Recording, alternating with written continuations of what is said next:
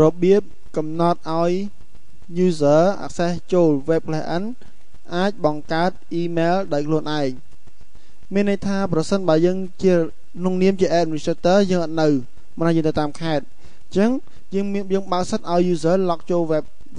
admin ហើយធ្វើការបង្កើត email ដោយខ្លួនឯងអញ្ចឹងយើងមើលនៅក្នុង web admin នេះសិនខ្ញុំសាញ់ឲ្យចឹងយើងមើលនៅត្រង់ពេល log ចូលទៅវាមានតែប៉ុណ្្នឹងវាអត់មានឲ្យយើង create mail account មានអីគឺមានតែ sign in mail address និង password តែប៉ុណ្្នឹងឯងចឹងខ្ញុំត្រូវការបើកវា create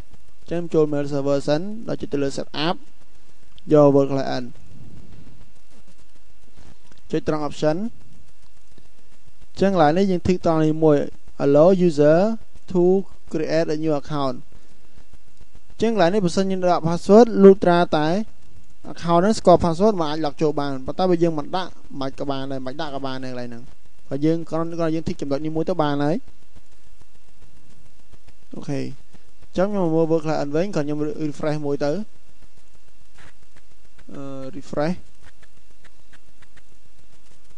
ចឹងនៅពេលនោះវានឹងចេញនៅ create account ឧទាហរណ៍ឥឡូវខ្ញុំចង់បង្កើត account ថ្មីមានន័យថានៅក្នុង mail server នៅត្រង់កន្លែង account manager គឺខ្ញុំមាន email 4ទេមាន abdomen 1មាន Nari មានសំណាង Nida និងមានសុភាឥឡូវខ្ញុំបង្កើតមួយឈ្មោះថាបូអញ្ចឹងខ្ញុំដាក់ឡើងដាក់ថាបូអញ្ចឹងទៅចុចលើ create yes អញ្ចឹងឡើង full name មានអីទៅថាដាក់ថា Mr. បូនេះគឺជា email គេដល់ពេល log password របស់គេឧទាហរណ៍ដាក់ថា1 2 3ទៀតងាយស្រួលចាំចឹងចុចលើ save